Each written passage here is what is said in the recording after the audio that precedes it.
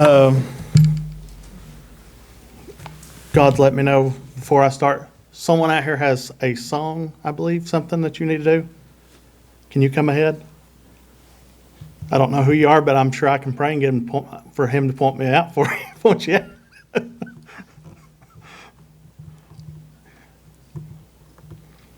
Anybody want to come forward? Anybody got a song? You're going to miss your blessing if you do, if you skip it. All right.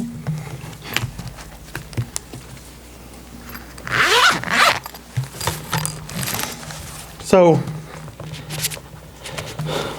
Sam called me. I want to say it's good to be here this morning. I already got a blessing walking through the door. I've always wanted to, don't know how to say this, I always meant to either visit Sawyer's church or something, or lined up because I've always wanted to go to church with him one time. And I walked in and seen him here.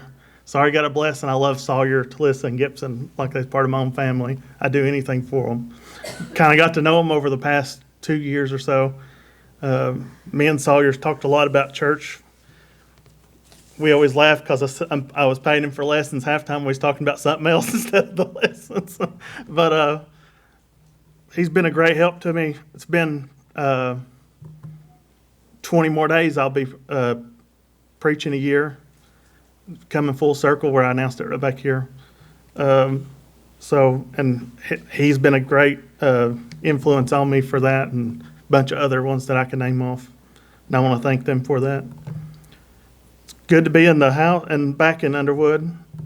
Not sure what, a lot of you guys don't know. He's wanting me to start off with this. Oh yeah, you probably need me to turn this on, don't you, Scott? A lot of people don't know this, but yesterday or Friday, I started having a lot of pain in my leg. Went to the ER yesterday. Couldn't barely walk. And they sent me for an emergency CT scan. Everything come back okay, or that we know of. We think we've got it figured out. But yesterday morning, Ursula said something to me. God kind of brought it to my attention last night. She said we were sitting in the emergency room. We had to actually go to two different ones because one of them couldn't get me in. There's two different ones. She said, you need to call Sam and let him know that you might not be there tomorrow. And I said, and she can actually tell you the exact words I said. I looked at her and I said, if I have to sit in a chair behind the pulpit, I'll do it because I have a message I need to deliver. And Brother Sam called me and told me, that invited me down here. And I think at one point he said he had chills when I told him, God gave me a message back in February for you guys. And I asked him when he wanted me to bring it. And I said, when you want me to deliver it? And he said, when they're ready for it.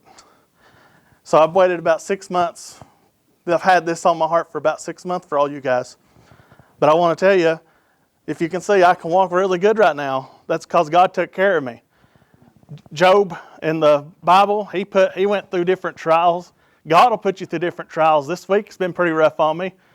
Satan would go up in front of Job in front of God and talk to him, and God would say, look at my good servant Job. And Satan would say, nothing happens to you without God's permission. You might think that Satan's running around here, but God keeps him from doing certain things to you. He has to ask for permission to come and to push something on you. And he done different things with Job. Each time he'd get rougher and rougher with it, and eventually took all of Job's family, as we know. But I was thinking, he brought that to me yesterday. Even though I never did give up on him, I was ready to come no matter what. I told Ursula I was going to sit in a chair behind the pulpit if I couldn't walk. But that's the same way as Job using the plates to get the bulls off his body, and he was still there. And Job's wife even told him, about God once, because she got discouraged. And he kind of brought that to my mind. You got to have that faith in the Lord. But this message that God gave me, I don't know what's going on down here at the church. It's more of a warning, I guess is the best way to say it. I originally got this when I was actually at my home church during my pastor was preaching. I preach a lot up there. He likes me to preach more than he likes to, because he said he likes to listen more than he likes to preach. So most of the time it's me or Landon or one of us up there. But he was up there bringing the message, and he was talking about David and Goliath. And God impressed me with this on my heart. And when I first heard it, this was back when I first started, and I didn't know when he was wanting me to use it or what it was about. I didn't know anything about it, still don't. But he impressed me with this, and I said, I'm not going down there and preaching that at Underwood. I'm sorry. And he said, do you love that church down there? And I said, I love everybody in the church. I want to see it succeed. And he said, well, you'll deliver my message to them because they'll listen to you. So I'm here today to deliver that message when Sam called me. If you want to read with me, I'm going to be in 1 Samuel chapter 17, I believe. So this is very familiar scripture to everybody. If you guys pray for me, I'm probably going to be jumping around a little bit in all this too. So the battle of the Philistines is what we're going to be talking on. I'm going to be jumping around a little bit here at the first. I'm just going to read certain parts of it. He's got highlighted for me to read here. And the Philistines stood it's in the valley of Elah, was the battle array. The Philistines stood on the mountain on one side, verse 3 by the way, one side, and Israel stood on the mountain on the other side. And there were a valley between them. And there went a champion out of the camp of Philistines named Goliath of Gath, whose height was 6 cubits and a span. And he had a helmet of brass upon his head. And he was armed with a coat of mail, and it was the weight of a coat of 5,000 shekels of brass. And he had greaves of brass upon his legs, and a target of brass on his shoulders. And the staff of his spear was like a weaver's beam, and a spearhead weighed 600 shekels of iron. And one bearing a shield went before him. And then I'm going to skip over to find where he's wanting me here. Verse 23, and he said, and he talked with them, behold, there came up a champion, the Philistine of Gath, Goliath by name, out of the armies of the Philistines, and spake according to the same words, and David heard them. And the men of Israel, when they saw the man, fled from him, and were sore afraid. And the men of Israel said, have ye seen this man that is come up, surely to defy Israel? He is come up, and it shall be that the man who killeth him, the king will enrich him with great riches, and will give him his daughter, and make his father's house free in Israel. And David spake unto the men, stood there, saying, what shall be done to the man that killeth the Philistine, and take away the reproach from Israel? For who is this uncircumcised Philistine, that he shall defy the armies of the living God? We're going to skip over one more time here to verse 38. So basically Saul sends for David after the people there, they've been in this valley for quite some time. Now, to describe this valley to you, the best way is the valley of Elah was basically like you're going down 63. And I want to thank the Powers family for singing God on the Mountain, because that was my confirmation this morning. This morning I was actually playing that song when I went to get something to eat for breakfast. You have 2 mountains on both sides going down the valley in certain parts, and then a big valley in the middle, as you know, that we drive down. That was kind of the same setup that this place had. You had 2 different mountains, and the Philistines was one, and Saul and his army was on the other. So you had he called in David, and Saul armed, and first he told him, actually, let me skip up here. He's moved me back up here. 33. I'm going to follow God the best way I can here. He'll move me around sometimes. And Saul said to David, thou not be able to go against this Philistine to fight him, for thou art but a youth, and he a man of war from his youth. And David said to Saul, thy servant kept his father's sheep, and there came a lion and a bear, and took the lamb out of the flock. I went after him and smote him and delivered out of his mouth. And when he arose against me, I caught him by his beard and smote him and slew him. Thy servant slew both the lion and the bear, and this uncircumcised Philistine shall be as one of them, seeing he defied the armies of the living God. David said, moreover, the Lord has delivered me out of the paw of the lion and out of the paw of the bear, and he will deliver me out of the hand of this Philistine. And Saul said unto David, go, and the Lord be with thee. Now I'm going to go back to 38 where I was supposed to be at, since we've read up to there. And Saul armed David with his armor.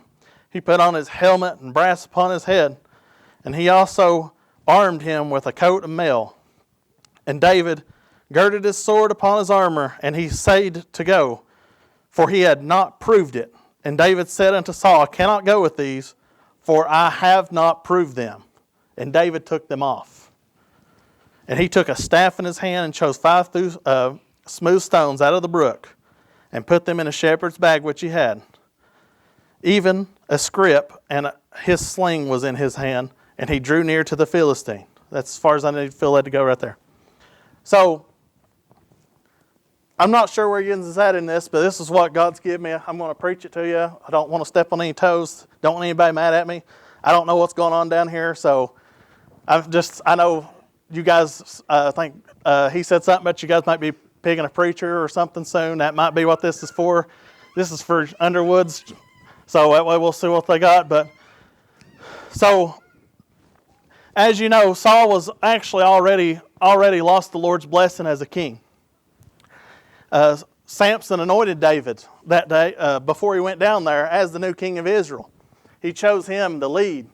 But David still actually obeyed all of Saul's commands. He still respected him because he was still the king at the moment. So we went on, when you read on down through here, it says that they have the 2 mountains, and the people's there, and it would say that he would come out every day. Basically what they was wanting to do is, it's called a battle of arrays, what they called it back then. Basically what that is you'll see at most of your modern movies where you have a person come out and they'll say, if you want to battle us, send one of your person, and they'll basically send one of their best, and whoever wins, the winner of it, the victors wins the others, and they become the slaves, or vice versa. Of course, as you know, in the Bible, it actually don't work that way, but that was the way that the wars was supposed to work. So, pray for me. I got asthma too. And so anyway, they sent these out, and Goliath, to give you kind of a size comparison of Goliath and everybody, your average man, me or someone like that, I would come up to about Goliath's waist in size. Goliath was a very big man, and he's been trained. Him and his brothers was trained from youth for war.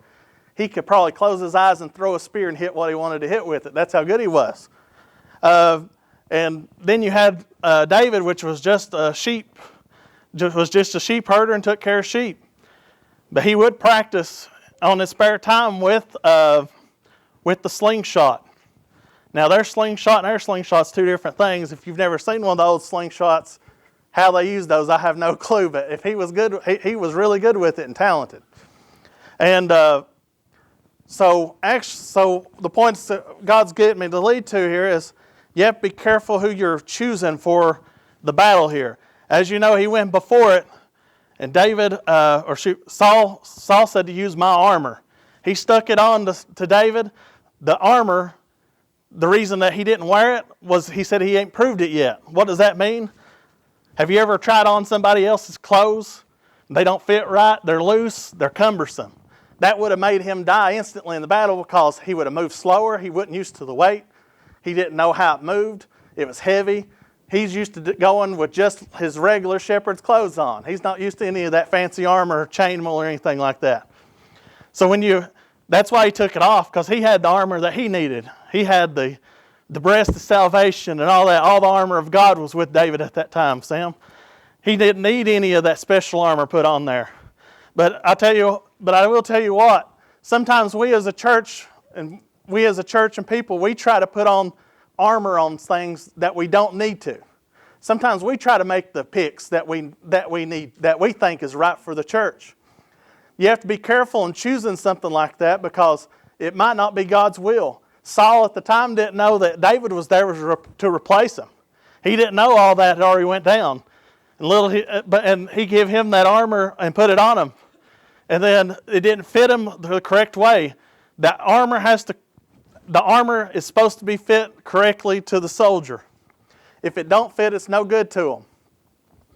Many times we'll get discouraged if stuff don't happen in our time.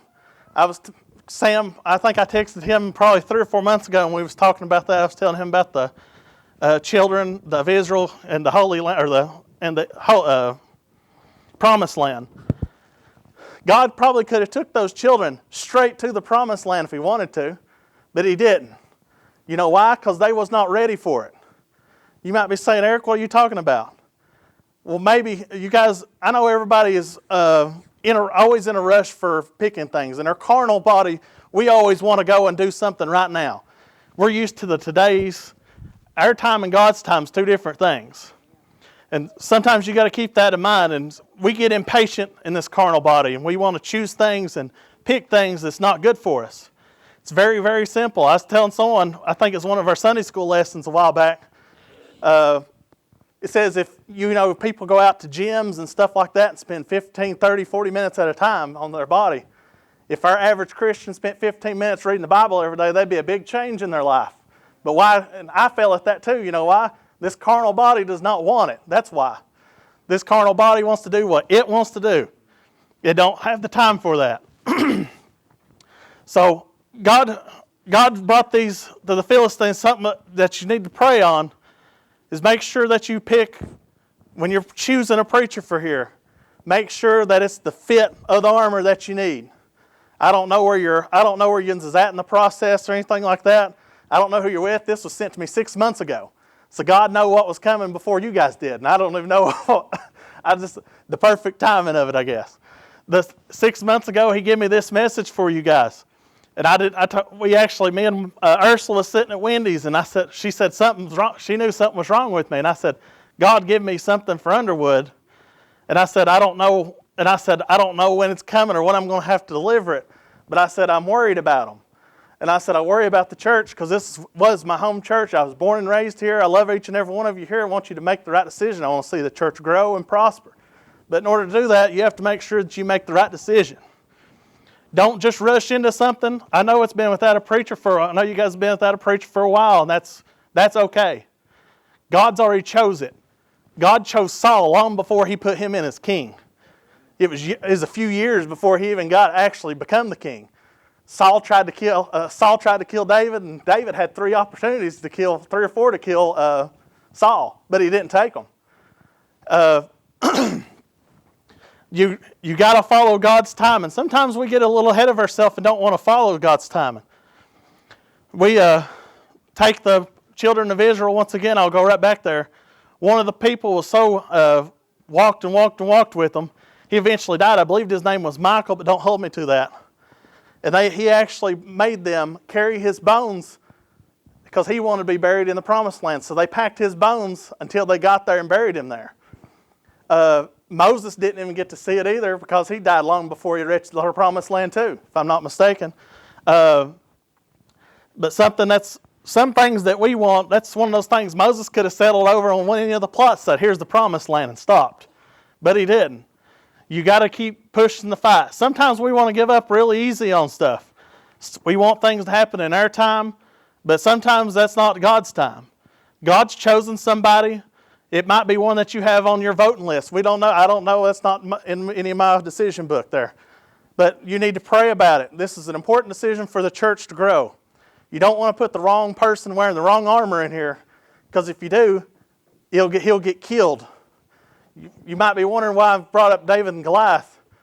Satan is 10 times taller than us, but if you have the Spirit of God with you, you can take down any giant on here. You can crush them right here in the middle of the floor. And this is the valley right here that you fight, in the pulpit and out there in the world. You have to make sure that you're choosing the right person. Church, I love you to death. I hope everything works out. That's all I've got. I don't sit up here and talk for myself. If God's not in it, I don't keep talking. I'm not that kind of person. That's not the way I preach. And you can also tell my pastor laughs when I go from talking fast back to talking slow. He knows when the Spirit left me. So that's not the way I preach and all that. I'm just felt really good to get that off my chest. I hope you guys take it and use it. Don't know what you guys are going through, but I'm praying for you. And if you ever need me, I'm here for you. Just one phone call away. Thank you all.